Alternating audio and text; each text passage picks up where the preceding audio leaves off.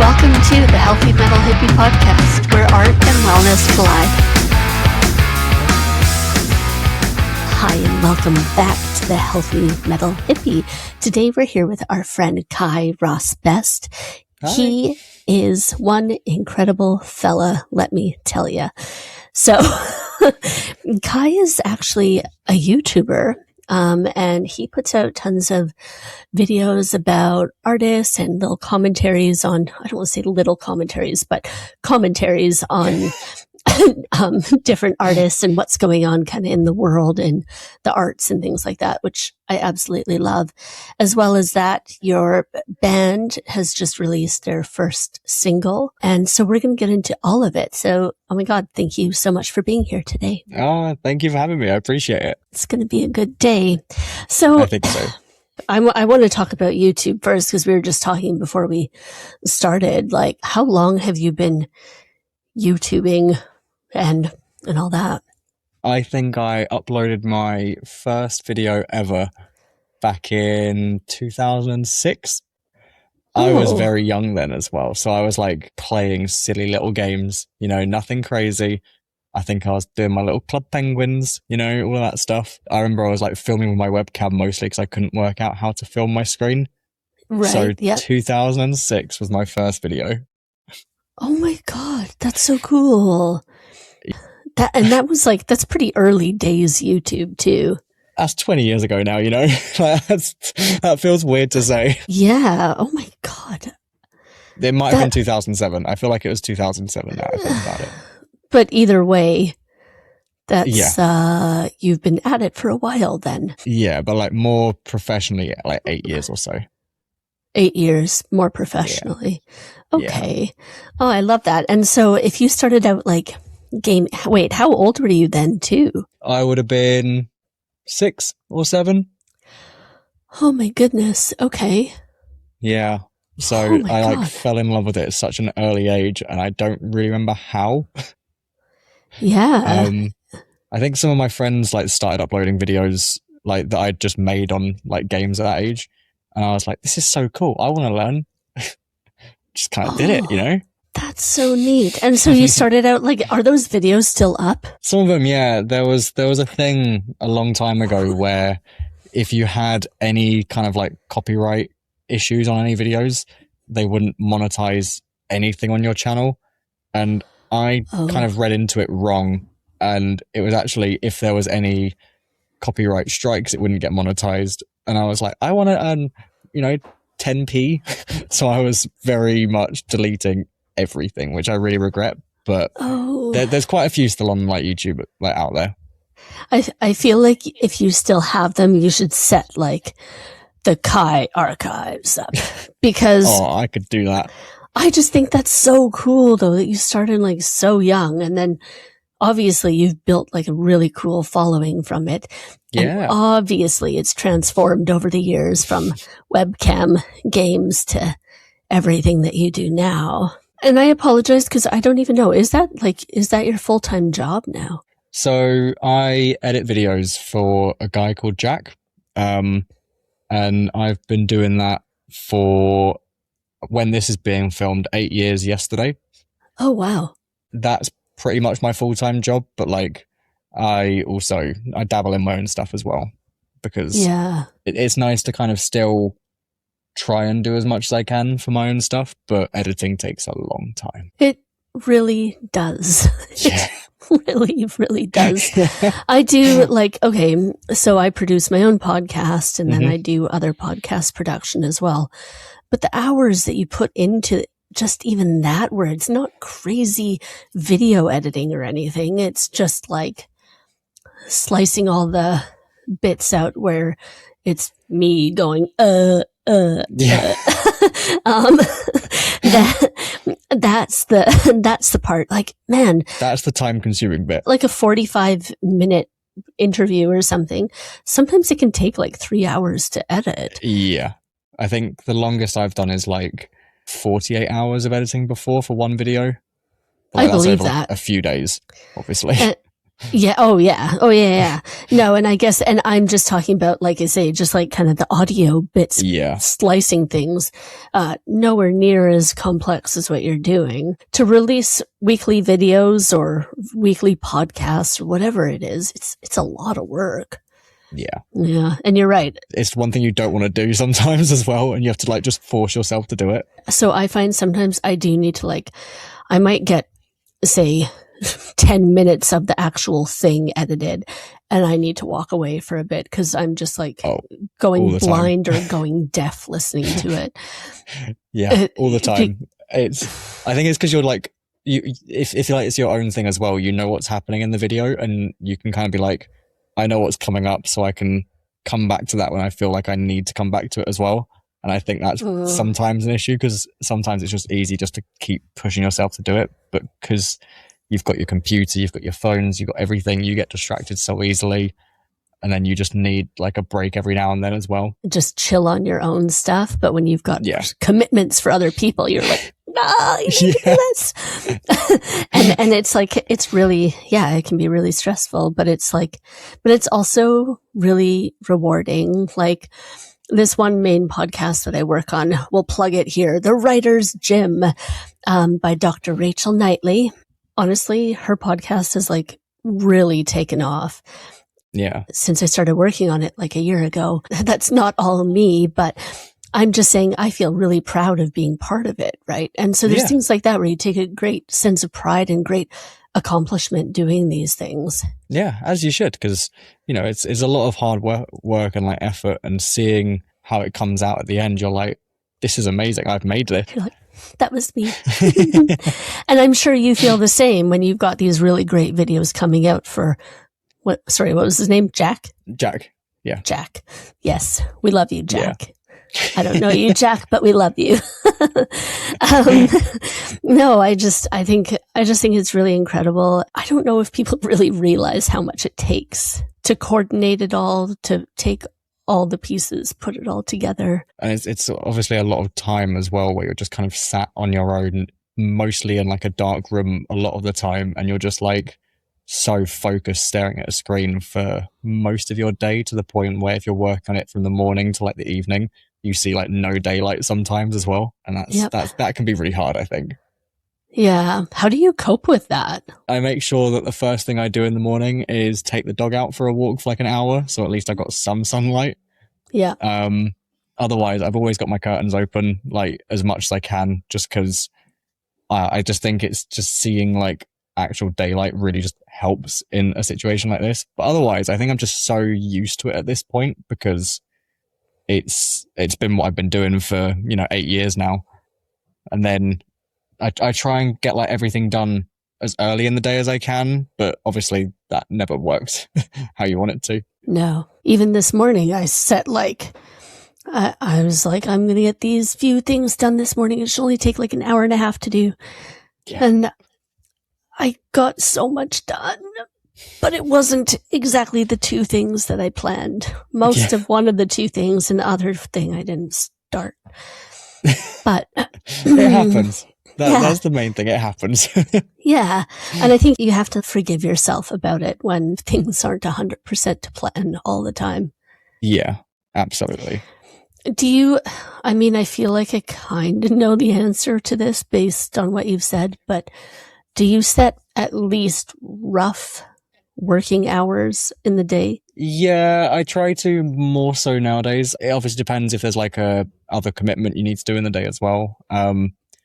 The issues of obviously being self-employed, working from home and stuff. I'll always try and start anything I'm doing at like 10 in the morning and kind of finish by 5, 6 in the evening. Yeah. That's really smart. I've been really working on that too, is trying to get boundaries around really working. Difficult.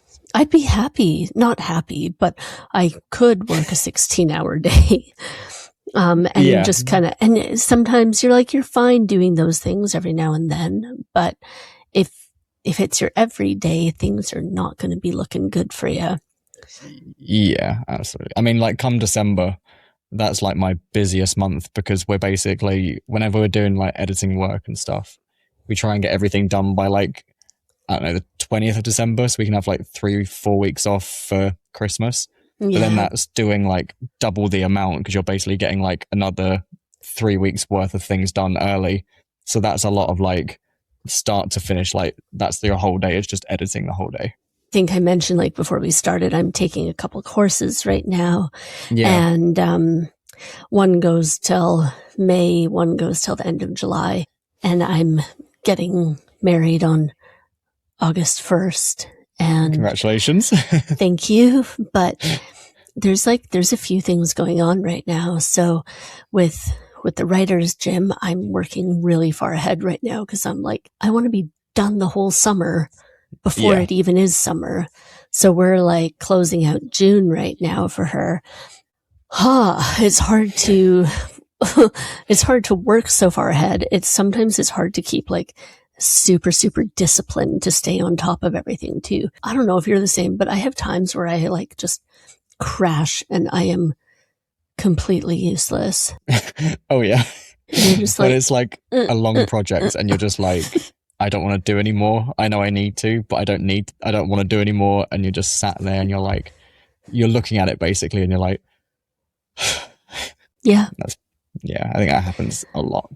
I beat myself up for that kind of stuff sometimes where it's like, come on, just move, just do it. That's the thing. As soon as it's done, you're just like, thank God it's done. I could have got it done so much sooner. Yes. Oh my God. And that's really hard to accept too, is those times when you do procrastinate, you're like, I would have been happier if I had already finished this. Yeah. But it happens to all of us, so I think it's normal. Thank you. That makes me feel better. This is turning into like a therapy session for me.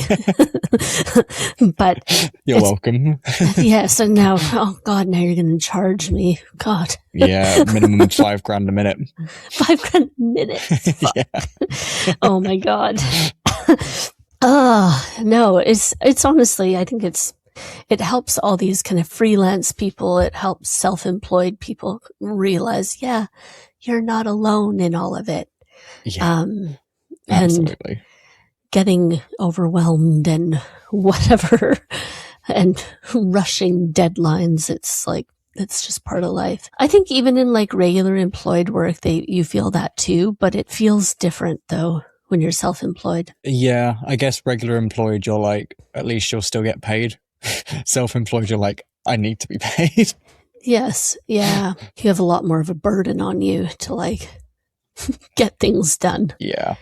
Yikes. Yeah. So, your band, Orphix, yeah?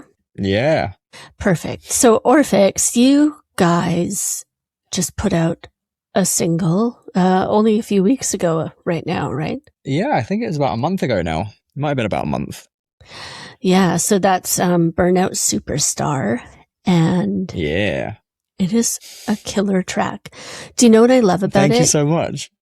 Yeah, go on. You can hear all these like influences of all the rock stars that you love. Yeah.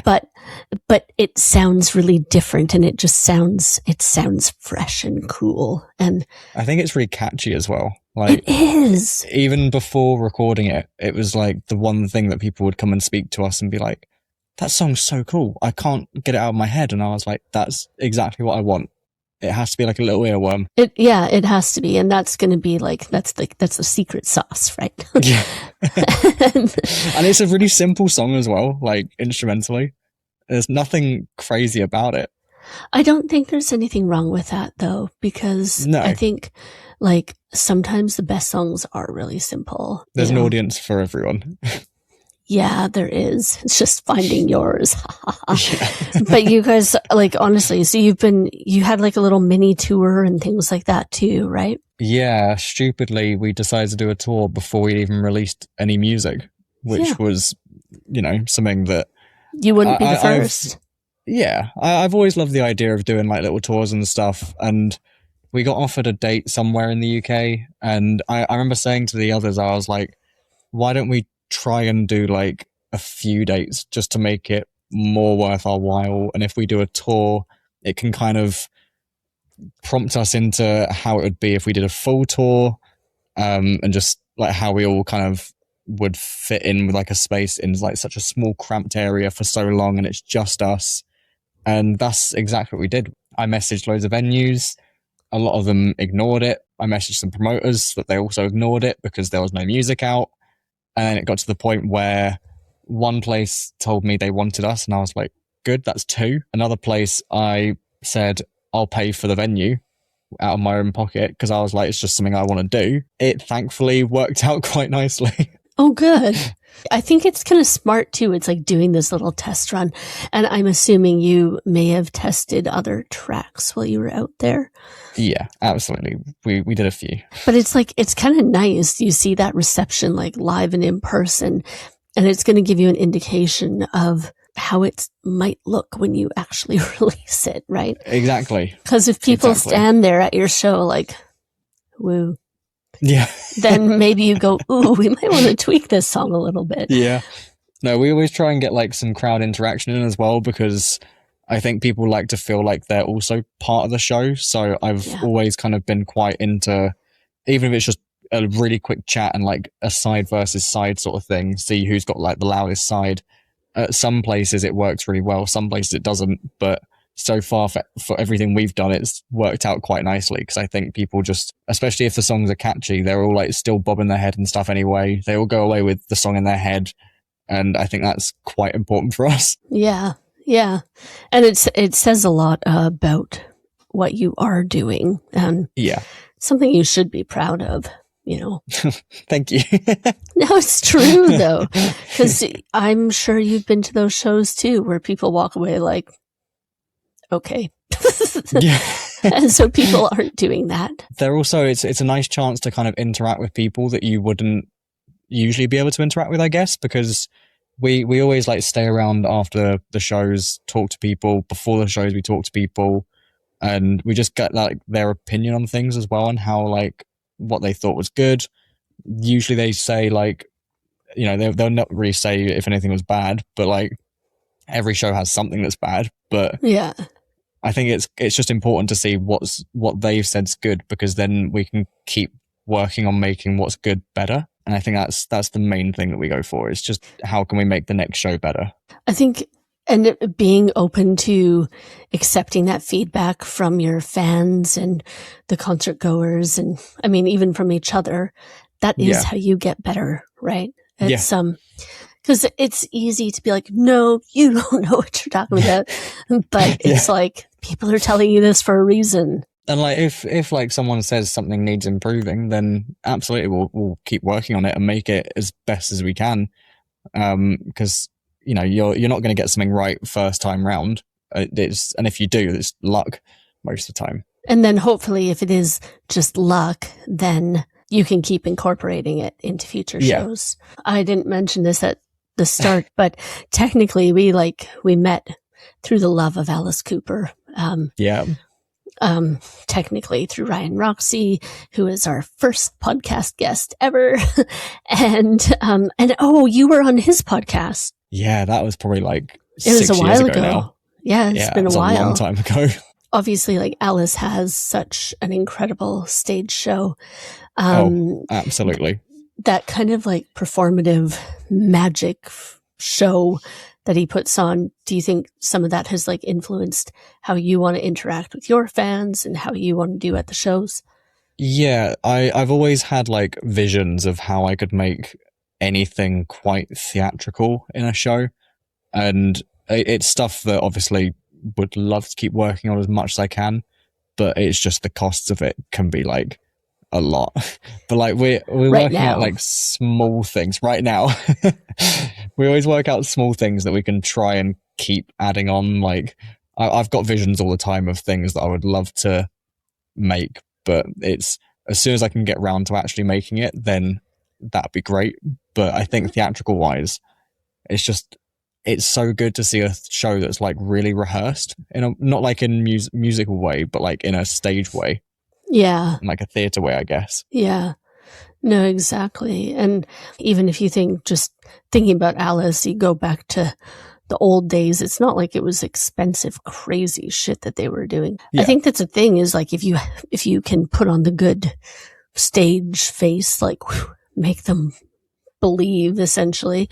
Yeah. You know, you really sell it to them. And I think it sounds like the interaction that you already have, it's just going to keep getting better. Yeah, I think, you know, I always compare things to like the first gig that I did, like ever, before I was doing like anything Orphix wise. And I looked at a video of myself just playing guitar, and I was like, it was so stationary. Like I was just kind of like just stood there like this the whole time, wouldn't move, wouldn't really look up at the audience. Whereas now, like I will interact with the audience. I'll move around. I'll just have the best time I can have whilst we're there. Because I think it's one of those things where if you see someone having the best time, you're probably going to have a really good time as well. Yes. Oh my God, yes. And that's it. I think audience feeds off of you. You feed off of audience, right?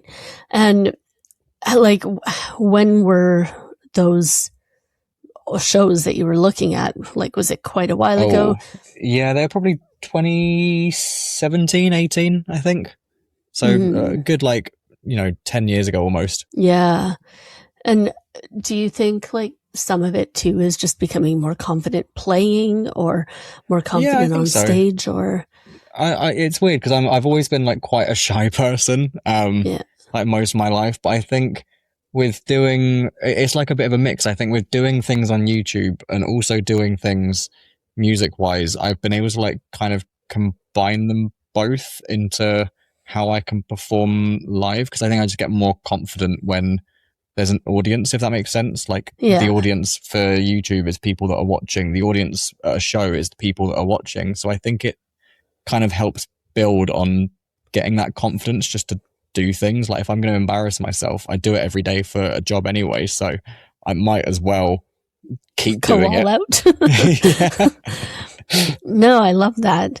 It's, oh my God. Like, so you've never really dealt with any like confidence issues on stage or things like that? Or not really. Obviously, I've had like nervous bits and pieces, like as everyone would. My first gig, I was nervous because it was my first gig, like ever. My first gig with Orphix, I said, I was like, we're just going to have the best time, try and show everyone that we're here to stay here, sort of thing.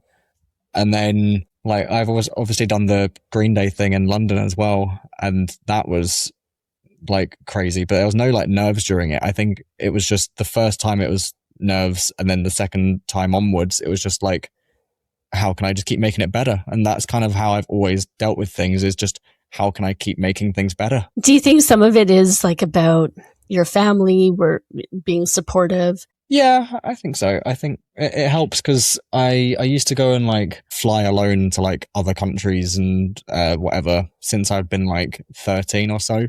So I think just the confidence kind of navigating things on my own has kind of helped a bit as well. And they've obviously been supportive of me playing instruments. They've been supportive of me playing, making videos and stuff. So I think that's quite nice, is I've got that kind of do your best and that's all you can do, like attitude. So you're saying you went traveling alone when you were like 13? How did that happen? Yeah. What did, like, I'm so curious. My mum moved to Scotland, so it was easier for me to either get like a train or also just a flight to Scotland. Yeah. So I would always like end up just navigating like airports and stuff on my own. I'd see like flights on the screens and be like, I could go there at some point. And as soon as I got to like an age where I could fly out of the country or out of the UK on my own, I would, because, you know, it's just cool to go and do things.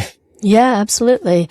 And you just came back too from a trip to Japan and South Korea? Yes, that was really amazing. Nice. I'm like extremely jealous, extremely bucket list, but okay. Same, honestly, same. And I'm missing it, but I'm also not, if that makes sense. Like getting back, you realize how dark it is in the UK. Like everything is so bright out there.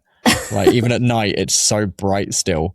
And the second we got back to the UK and I drove back to my house, it was just like there was no lights on the motorway.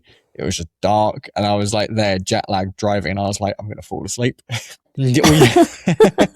Coming from Canada, I find that really weird too. Like that the motorways have no lights on them. There's like tiny stretches in Canada, but only if you're on like a really small motorway, not like here when you're on a big one and you're like, where the fuck are the lights? Like, yeah, and they're always like, if you're tired, pull over, and it's like, if I'm tired, where? Turn the lights on. Exactly. I don't know. And there's some times where I'm like, it's easier to drive without all the big street lights, but then there's at night, but there's other times I'm like, God, I really need them. Please turn them on. Please. Exactly. See, you obviously have heard my cries from afar. Oh, I hear them every time I'm driving at night. Oh my God, I love it. But the first time I went kind of solo was 2014, actually. And I was like freshly divorced. And I was like, I need a holiday. And I went to Norway and I went to see Aerosmith and Alice Cooper. And so jealous. It's the one band I've still not seen is Aerosmith.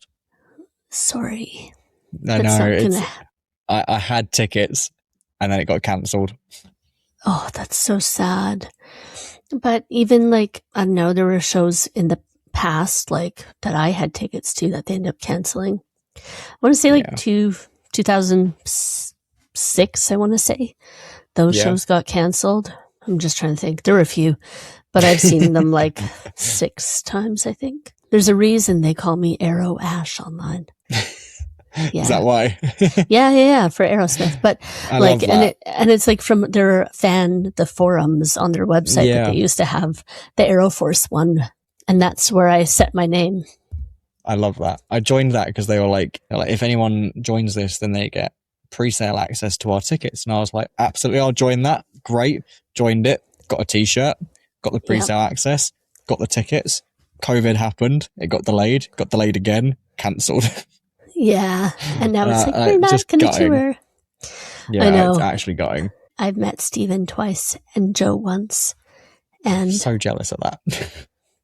Super, super lovely. And I hope that you get a chance to as well. One day. Get him on an Orphix song. Let's do it. We'll find a way and we'll make it happen. Dear Aerosmith. I'm sure there's a way somehow that this could happen. I think so. I think now we're going to have to start planning to make it happen. Going back like on confidence and stuff, it makes me so happy to hear though, because I talk to a lot of people that really had a struggle in overcoming confidence problems or self-esteem problems or all sorts of things. And I'm just like, hell yes, it makes me happy that you've always felt confident and, you know. I think it's just one of those things where you just need to be like happy to embarrass yourself. Like, I think that's the best way to get over like any confidence issues is just if you can embarrass yourself and laugh about it, that's probably the best way to have like the best confidence. That's very true. I'm usually like, oh my God, so embarrassing, but I can like doodle off on my day later, like, haha, funny. But I definitely have times where I'll just like spiral. Where I'm like, oh my God.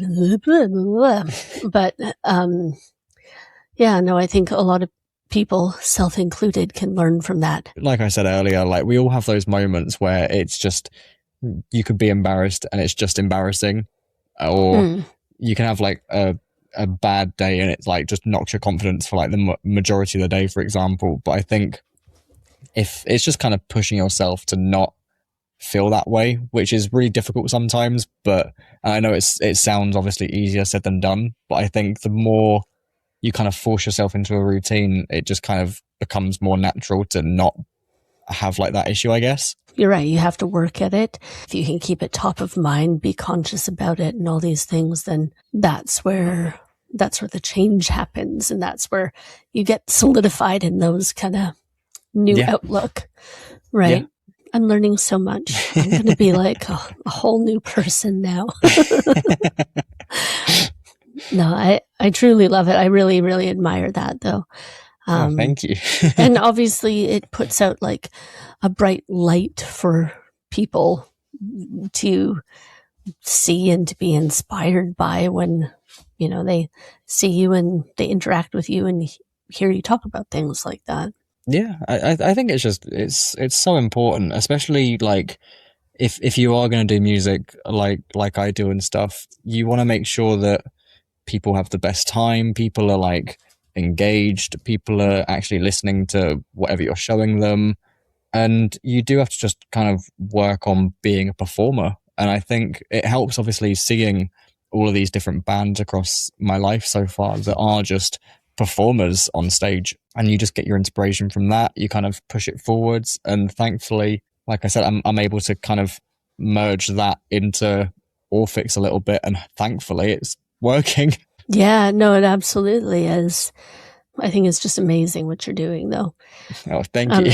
I'm thrilled to see where Orphix goes and everything like that. Because me too. Me too. People are already taking notice, of course. So yeah, hopefully people enjoy the next song we're planning on releasing, which hasn't been recorded yet, but we're planning on it, and we're planning on doing like another full tour sort of thing later in the year.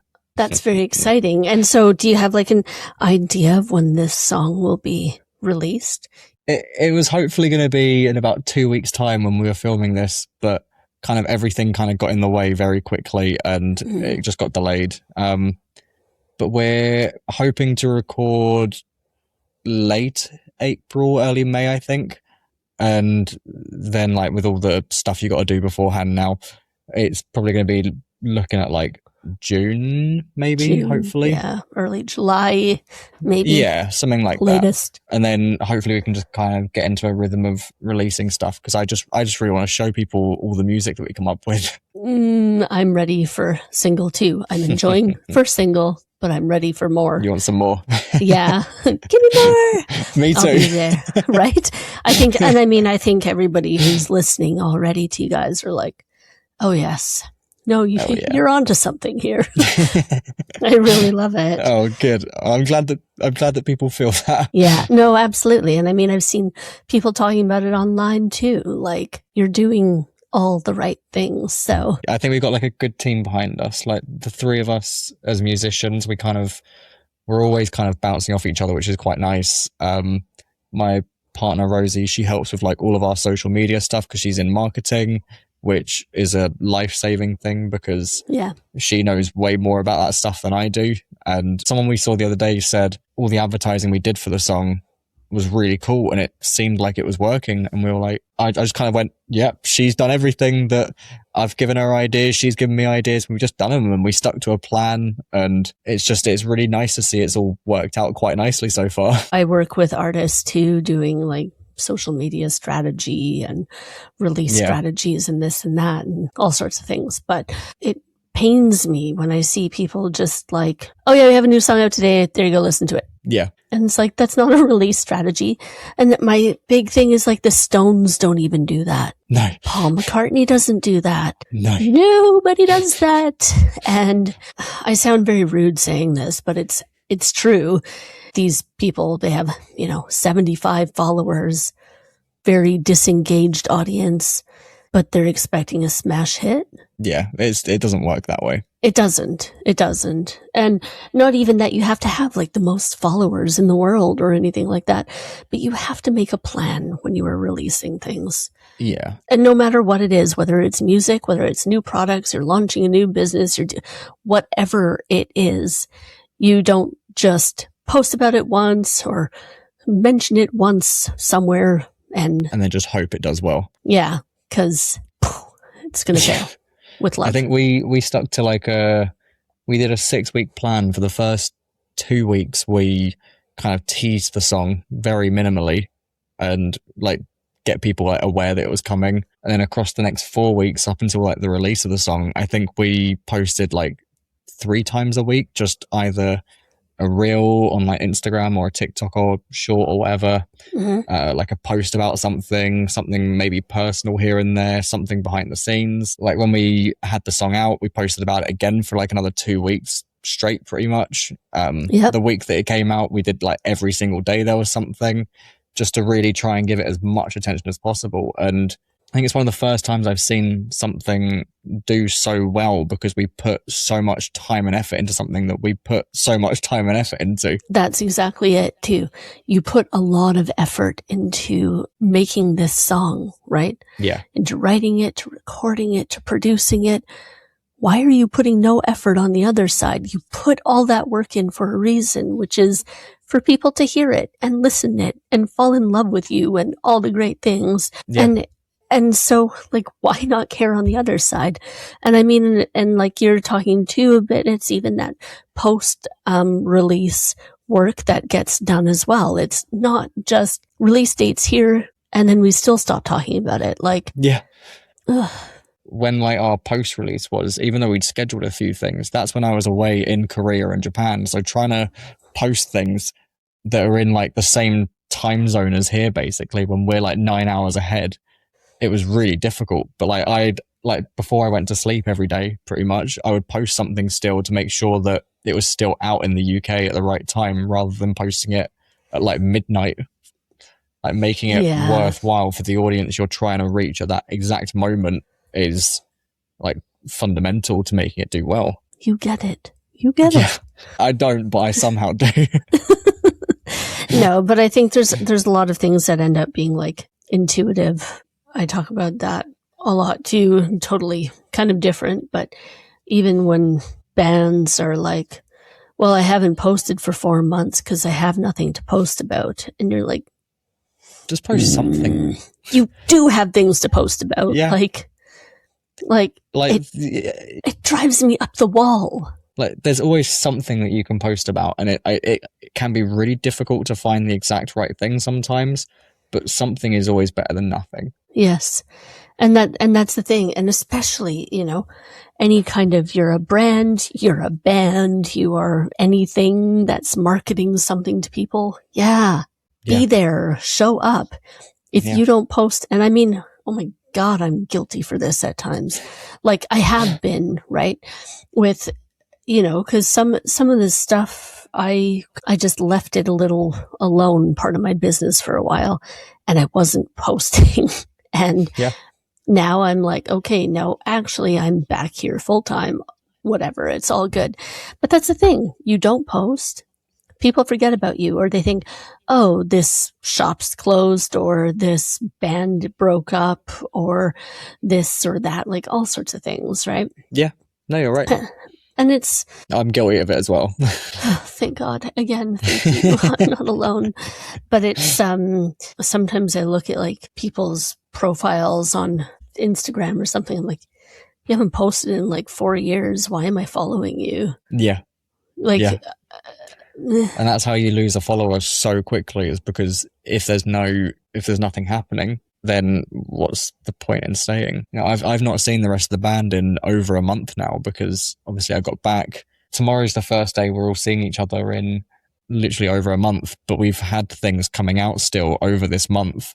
Yeah. Because people will, like you said, they'll forget if you don't kind of remind them that you're there. And the nice thing is, you are definitely here, and you are here to stay. Thank you. No, it's the truth. So I'm absolutely thrilled for you guys. So thank you. I know as of recording this, you say that, you have a show coming up in the 24th of April in Birmingham. That's the Dark Horse. Like, we're planning on doing top of the country to the bottom of the country, pretty much. Starting in Scotland or just in England? I think starting in Scotland. Yes. Like, we've not done a Scotland date, and we keep getting asked to do one, so we're going to do it. I think we've got like 8 or 9 dates written down across like a week and a half, 2-week period. Lovely. We're planning on that to be end of September, beginning of October sort of time. So kind of it's a great time when it's just a bit nicer weather still. Hopefully. Yeah, before it goes back to like the deep freeze. God. Yeah, that should be like a little co-headline tour, so that should be quite nice, because it's not all the pressure's on me to sort things out. Right, gotcha. Oh, that'll be great. I can't wait to hear for more news on that. me too, honestly. You're like, it's going I'm to like be great. itching for it. It's going to catch up so quickly, and that's like the worrying thing. I know. Because it's already like 5.5 months away. You book these dates and you're like, we got time. And I'm like, oh, another month just passed and another month. And now, oh my God, it's here. Okay. Yeah. It's a little bit like bananas, but we love that though. We love it. So. Yeah, we love it. So if people want to come find you online, Kai, where's the best place to get in touch with you? Check out everything that you're doing. If you want to find me anywhere, it is at Kairos Best everywhere. I've thankfully I'm the only one with the Ross Best in their like last name, so that's very easy to keep consistent everywhere. Orphix wise, everything I believe is at Orphix UK or orphix.co.uk. Everything is there as well. Beautiful. Thank you so much for being here today, Kai. Thank you for having me. It's been great. I'm ready to get out and hit those shows and see everything you guys have to offer. Oh, so cool. Thank you. Appreciate it. And we will talk to you very, very soon. Thanks so much for joining us on the Healthy Metal Hippie podcast. For more ways to connect, go to www.healthymetalhippie.com.